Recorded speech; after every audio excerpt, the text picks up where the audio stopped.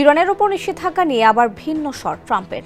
তীব্র সংঘাতময় 12 দিন শেষে আপাতত যুদ্ধবিরতি চলছে ইরান ও ইসরায়েলের মধ্যে। মূলত পরমাণু উন্নয়ন কর্মসূচি বন্ধে ট্রাম্পের প্রস্তাবে রাজি না হওয়ায় ইরানের উপর হামলা করে বসে ইসরায়েল। ইরানও কঠিন জবাব দিতে থাকলে ইসরায়েলের সঙ্গে ক্ষেপণাস্ত্র হামলায় পরে যোগ দেয় যুক্তরাষ্ট্র। এখন আবার ইরানকে পরমাণু উন্নয়ন কর্মসূচি ইস্যুতে আলোচনার টেবিলে বসার আহ্বান জানাচ্ছেন মার্কিন প্রেসিডেন্ট ডোনাল্ড ট্রাম্প। সেই সঙ্গে ইঙ্গিত দিয়েছেন দেশটির উপর আরোপিত নিষেধাজ্ঞাও তুলে নিতে পারে তার প্রশাসন। তবে এর জন্য শর্ত জুড়ে দিয়েছেন তিনি। ট্রাম্প বলেছেন, ইরান যদি শান্তিপূর্ণ আচরণ করে এবং যুক্তরাষ্ট্রের সঙ্গে সহযোগিতা করে তবে তাদের উপর আরোপিত নিষেধাজ্ঞা তুলে নেওয়া হতে পারে। তিনি বলেছেন, লক্ষ্য অর্জনে কঠোর বা নেতিবাচক হওয়ার চেয়ে সদয় এবং শান্তিপূর্ণ হওয়া বেশি কার্যকর।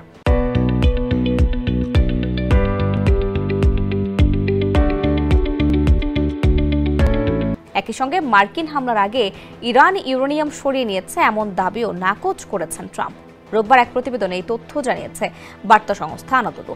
রোববার ফক্স নিউজে প্রচারিত এক সাক্ষাৎকারে ট্রাম্প বলেন, যদি ইরান শান্তিপূর্ণভাবে থাকে, যুক্তরাষ্ট্রের সঙ্গে যুক্ত হয় আর কোনো ক্ষতি না করে, তাহলে তিনি নিষেধাজ্ঞা তুলে নিতে পারেন।